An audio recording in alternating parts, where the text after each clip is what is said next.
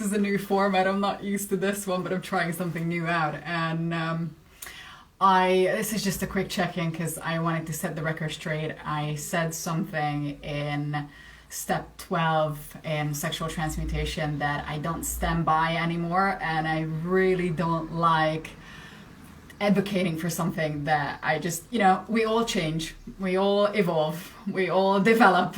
So this is my update on my most current developmental stage. I decided that I'm not going to name names. I'm not going to defame anybody. There is no reason for us to throw pigeon poop at each other.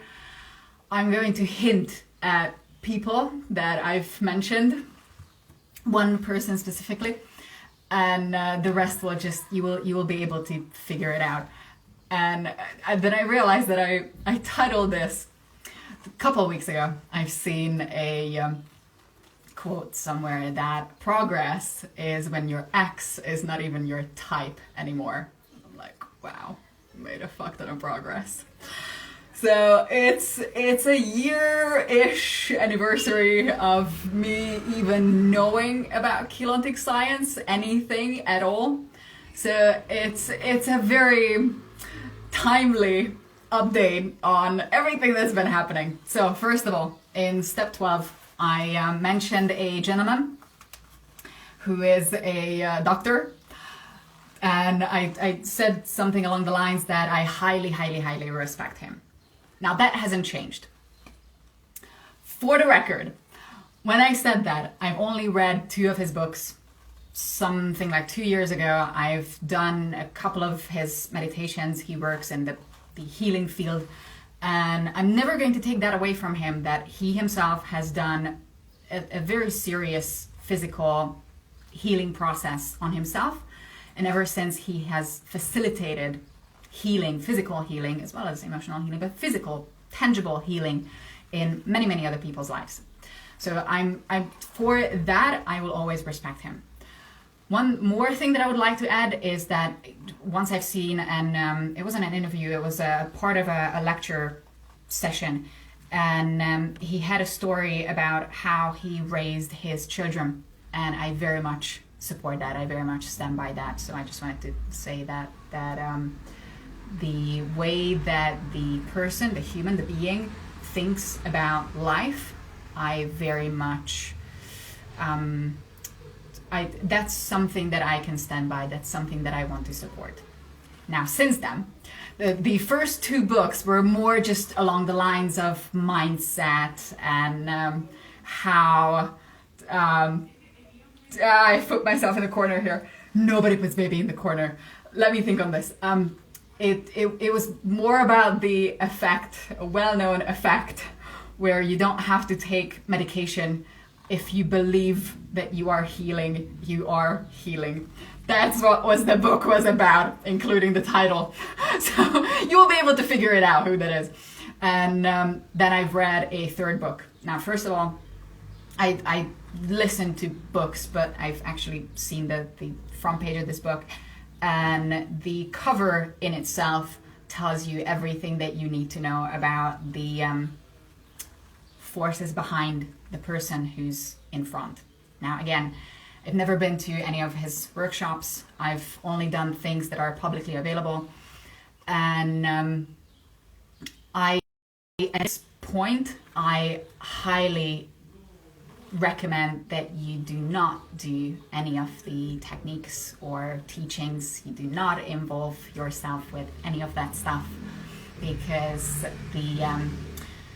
the cover of the book in itself is full of symbology that is linked to energy pathways that are, the symbol itself is the symbol of medicine on this planet, but it's energetically, when you look at that code, when you look at that mathematical symbol, that signals to your genes to keep a rep of axiatonal lines 11 and 12 repped in the middle of your body, which is connected to your vagus nerve. That is an inorganic structure in our bodies that holds us back from having a lot of natural abilities, a lot of natural senses open. and everything is coding, and everything is in encryption and information, light, sound. So when you're looking at an image, you are in nanosecond bursts, you are telling your body to keep reproducing that reality, because what you're seeing is a present moment that is an energetic imprint of a moment before, a moment before, a moment before. So technically, you are seeing the future of your past as your present. So if in your present, your eternal present moment, you realize that I'm recreating what I'm looking at, then you can step in and disrupt that automatic process. Now again, the worldly stuff that gentleman says, still very good, but sometimes he mentions, so yeah, the symbology, and then it's not just the medical symbol. It has a sword stuck in the middle. I can name archangels. That's Archangel Michael's blue sword, which is energetically, that's a reversed D13 current. If somebody doesn't know, because I see people on Instagram, I have a very different crowd. So if somebody is not familiar with it, I'm working with spiritual scientific paradigm called Morphogenetic Science, physics, that describes a 15-dimensional existence. And we're going to talk about 5D. So a reversed D13 current is symbolized by that very beautiful sword in the middle, and then it has a pine cone on top of this sword, symbolizing the pineal gland, because he does a lot of work in and with and around the pineal gland. And again, his books, his work is very, very good for understanding how the body works currently, what is in it right now. You know, I'm not a medical professional, so I've learned a lot from how the body is functioning currently.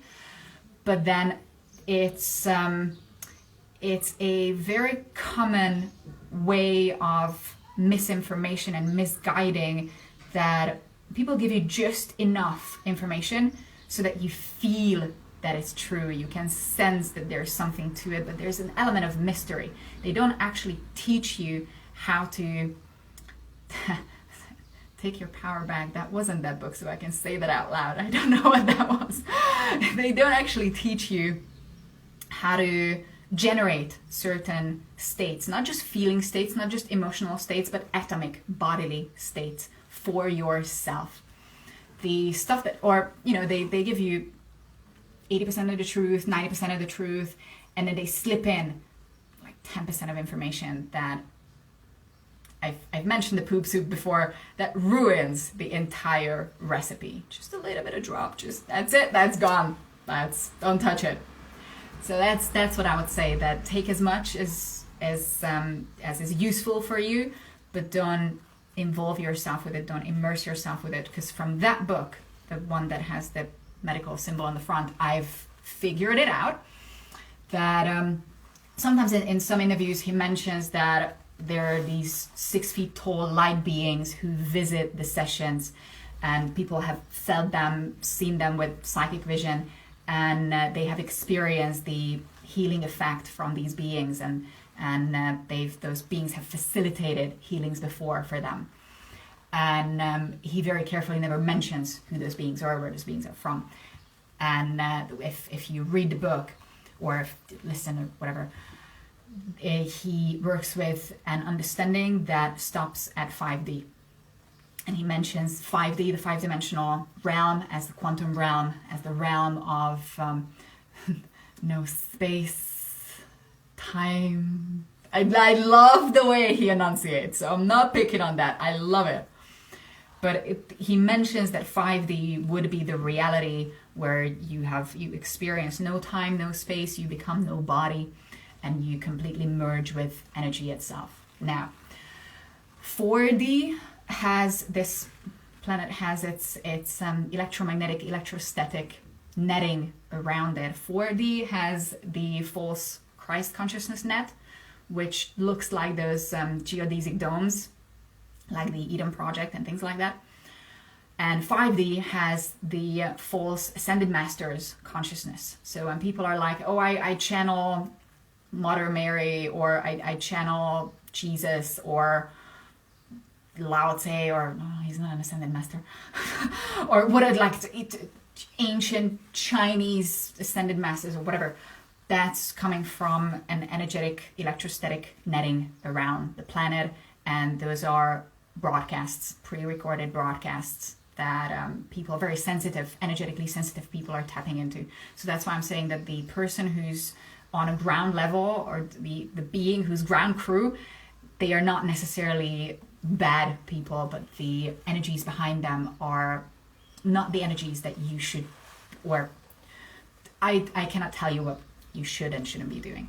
All I can say is that I do not recommend to get yourself involved with those energies. As soon as I've heard that he stops at 5D, I'm like, yeah, that's the same branch of teachings. And then I'm like, okay, you cannot just stop there. So this was the clear up from step 12. But I fell in love with the person, the being, and I had a couple of those when I fell in love with spiritual teachers or spiritual paradigms, partly because sometimes there were human beings who have introduced me to those paradigms. There's one very famous channeler she's a lady, and she's channeling an entity who's the entity himself it's a consciousness collective, and they have been working since biblical times, and they've done a lot of how shall I put it? They've rustled a lot of feathers on this planet before, and they are back to misinform and misguide people with the same very repetitive message. It's a new age thing. A lot of people in the new age movement fell into that same trap, and they're all regurgitating the same similar message along the same lines. It's just emotionally lifting you up just a little bit, but it's not actually teaching you any techniques, any I wanted to say formulas, but I shouldn't be using that word. They're not actually giving you the physics behind it, the science behind it, the scientific base behind what you're doing. They're telling you to follow what they tell you to do, and they don't fully explain the scope of where they are coming from or what they might be doing. So I wanted to just attach the whole ex thing, the ex-lover and ex-partner thing to this, because I said this before many times, that before 2018 I was so blissfully unaware of mainstream spirituality and what's going on in the mainstream world that it was just not in my field of vision. I did not care about it. I was just floating on another cloud nine. And when I first got introduced to this whole paradigm of spirituality, of mainstream spirituality, what people have done to mainstream spirituality, I was in a very bad state emotionally, physically as well, but emotionally. And I really just needed a little bit of emotional pick-me-up.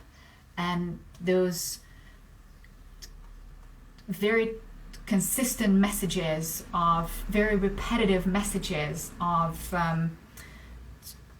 mindfulness, love. There's a spiritual teacher who's very famous about spreading the love message, and I religiously listened to all of his available videos on YouTube. I really did.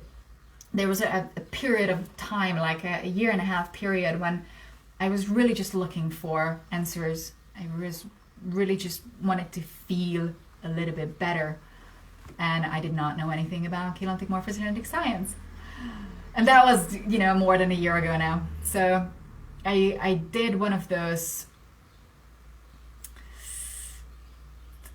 comparison moments. It's like a year ago I was there, 2 years ago I was there, 3 years ago I was there. Just a year ago I did not know anything about what I know now. I'll flip it around.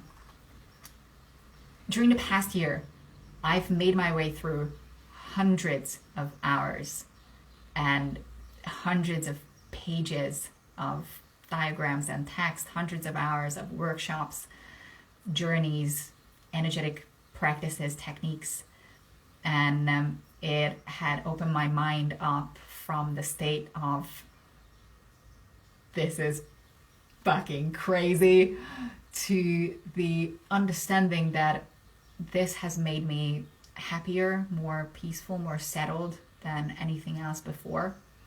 And the worst thing that can happen is that I'm disproving it, that this was all false.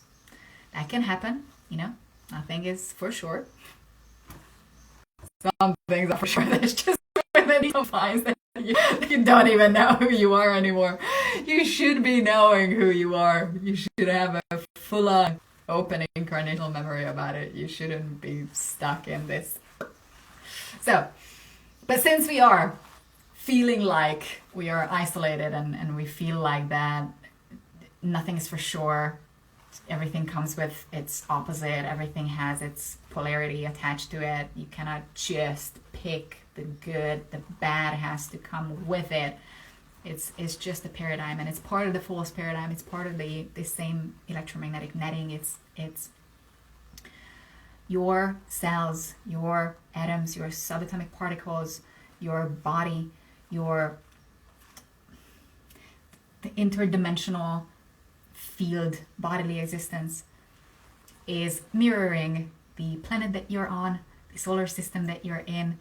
And so if something is messed up on a level that only a collective can reach, then your individual consciousness stands like a little piece of fluff in the wind. And that's what I've been doing for past couple months now, that let's just gather all those bits and pieces and let's stand together and let's support each other. So in a way, I'm like, I didn't mean this to be an announcement, but in a way I'm announcing that announcing that I'm almost ready. I almost know what I'm going to do. I know what I want to do next, but I almost know how to do it. And it's going to be a collective thing. So I think by the end of this week, I will set the first wave in motion and see who wants to be part of the co-creation process itself, so that it's not just this one-sided relationship. And I'll just very last thing, I'll circle it back to axes, physical axes, that it is really progress when your ex is not even your type anymore. It has happened to me many times. At least two of my exes turned out to be really nefarious people. So that's not a good track record. And looking back, it's not that I wouldn't change those memories anymore. Now it's work for me to merge timelines, which we can learn how to do. I feel like I just want to talk about what I'm going to do next. I'm going to talk about it in a separate video, okay? I'm going to keep this one simple. This is about letting go of whatever happened before. So, when I look back, I face situations, decisions that I've made before that sometimes I wish I could change. There are a couple of those relationships, two very significant ones that if I could step back right at the moment when we met, and I ask myself, knowing everything that happened, would I change it? Would I just turn around and never meet that person? There are at least two people in my life, very significant people in my life, that I do say that I would turn back and I would happily never meet them. And it's not an easy emotional space to be in when you're like, I just really want to know what it's like to live a completely different life, to have gone on a completely different path. So part of what I've been practicing, partly because my incarnational memory is opening up with the techniques that I'm doing right now, is I've been practicing actually understanding, physically feeling, knowing, getting to know what that feels like when I would have chosen differently, and when I, hello gorgeous, and when I would have gone in a complete different way. And how I've dealt with my traumatic memories before is that I tried to completely negate them, shut them out. I learned how to think in a different language than in the first 20 years of my life. That's not a small fucking feat, man. Have you tried teaching yourself to think in a different language? It's not easy. It took me a lot of time, a lot of effort, but I just felt that there was something so deeply ingrained in me, like just a little sting just all the time. Every time I went there, it was so sore. I just couldn't touch it. So I just had to shut it out, and I had to put myself in this protective bubble. That's how I dealt with it. And now I'm learning techniques when you don't have to shut parts of yourself down anymore. You can expand your awareness, yourself, and you can grow into a multi-awareness state instead of just a singular focus. So that's what I would say. Like, you know, sometimes I see people with like massive body tattoos, and if they would actually understand what they've put on their skin, which is probably on that large of a surface, is probably very difficult to remove it, so you're probably stuck with that for the rest of your life. Or if you look at the person that you wake up next to and you have 2 beautiful children and a fairly comfortable life, but you just really do not feel love for that person anymore, I just want you to first of all, I want you to learn how to, because I don't just, we keep doing this whole shelf development thing where we just keep yapping about shit, but we don't actually do stuff. So my next thing is about getting up and doing. And I would love for you to feel what that feels like when you can look at your past decisions and the present consequence of your past decisions, and feel this multiple sense, this multi-consciousness, when you are not logged, not tied into the identity that those past decisions define, but you free yourself to understand not just the consequences of those decisions, but the actual causes of those decisions. When you open up your sense of time, you can jump anywhere in space-time. You become no space, no time, no body. I used to love his meditations, okay, people? Cut me a slack. When you open up this multiple timeline awareness, it's like, it's almost like a one-way road. There's no way back unless there is a complete memory wipe on a planetary level. You really cannot step back. You really cannot look at yourself, your life, the way you used to before. You become a different person, a different version of yourself. You enter a different realm. And a year ago, I was not this person. I was physically, literally not this person. And I had to do some digital cleanup as well, that when you just have files, images, sometimes pictures on your phone, on your computer, that you've taken at times, when sometimes I looked at myself on pictures, I'm like, all I see is how much pain I was feeling at that moment and how much I was trying to cover up that pain. So I just don't need that anymore. I don't need a reminder of that anymore, and just gone. That's it. and my computer was full of symbols and things that I'm like, yeah, you shouldn't be hanging out in my backyard, because that's just your digital energetic backyard. You are literally gathering shit. So do a bit of Marie Kondoing around your energetic space as well as your digital space, and just, if it doesn't spark joy, then just get rid of it.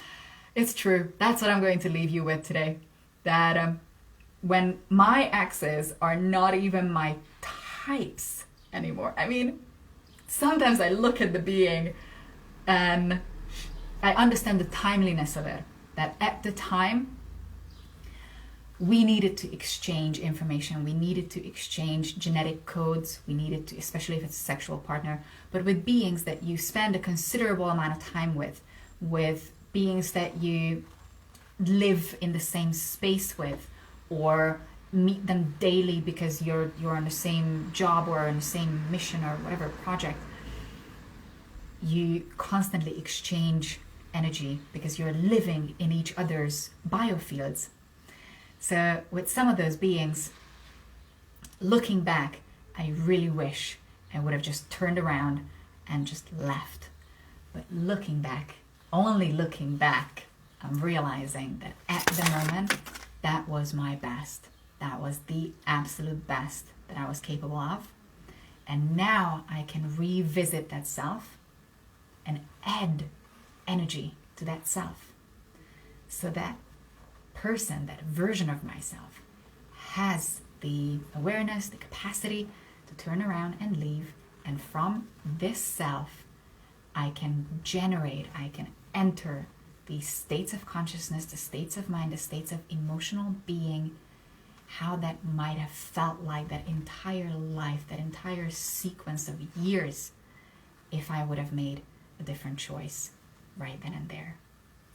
And having that spread out, expanded awareness, it's like you literally become more space. You're not that compacted. You're physically becoming less and less dense. You are turning yourself into a state of consciousness that understands causality from not a tit for tat, eye for an eye point of view, but a more intricately interconnected, co-resonating, harmonic space. What can we give to each other? How did we exchange information with each other? How was that, not in a self-serving way, but how was that relationship serving me? And how might my contribution have served those beings? So this is just me. I just wanted to set the record straight, because I do not like endorsing anything, standing behind anything that was an old version of me, that was an old paradigm. Back then, that was the best of my knowledge. Since then, I know better. So I just wanted to communicate the most up-to-date. And I'm having a feeling that by the end of this week, I'm going to communicate a lot more on how to work together and what to do with it. Anywho, love you so much, and see you soon.